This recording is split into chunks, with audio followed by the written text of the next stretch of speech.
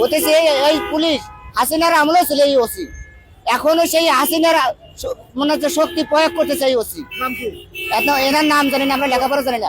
এই হাইও পুলিশ এদের যে ধর্মকার্য মানে চাওয়া পাওয়া, ঠিক আছে, রোডে যে এদের ভাই বোন ছেলে মেয়ে স্টুডেন্ট আছে না, আটকে বসে না, ভার্সিটিতে যাবে। তো বলছি আমি, আপনারা থানায় ঘেরাও করেন, থানায় যে দুঃখটা প্রকাশ করেন, রোডটা জাম লাগাইয়া আপনারা ঘন ঘন কষ্ট দিয়েন না।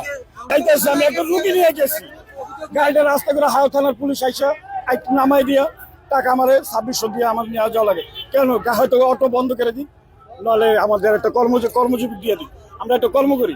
এই দলে প্রতিদিন 2600 টাকা, মানে দৈনিক 50 থেকে 100 গাড়ি ধরে, 2600 নিচে 1 টাকা কম নাই।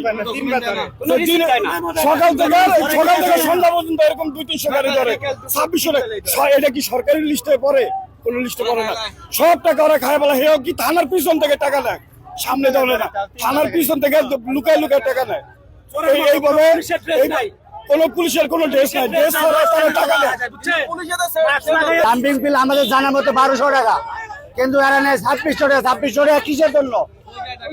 ডাম্পিং বিল 1200 টাকা, আর সেখানে 2600 টাকা বিল নেয়।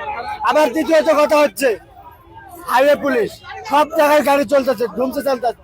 আমাদের এখানে গাড়ি, আমরা কি আমার থেকে যদি লোক নেই পাকে যে নামা দেয়, আর 2600 টাকা নেই বিল লেগে। আমরা কি সরকার পায় এই টাকা? যায় কই টাকাটা? টাকাটা কই যায়? টাকাটা কই যায়? টাকা যায় কই? এটা জানতে চাই। এই 2600 টাকা কোথায় যায়? সরকারের ঘুষাঘাতে যায়, ওদের পকেটে ঢুকে। ডেইলি 20 টাকা করে গাড়ি ধরে, প্রতিদিন গাড়ি ধরে, প্রতিদিন গাড়ি ধরে, প্রতিদিন 20টা 30টা করে গাড়ি ধরে। স্যার আমার কাছে যে টাকা নিলেন 2600, 2 দিন আপনি 5200 টাকা নিলেন, আমার ডকুমেন্ট একটা কি? কোনো ডকুমেন্ট নাই। কিসের ডকুমেন্ট? ডকুমেন্ট তাহলে গাড়ি সব ভাঙ্গি চুরি ফেলবো, এরকম বলে।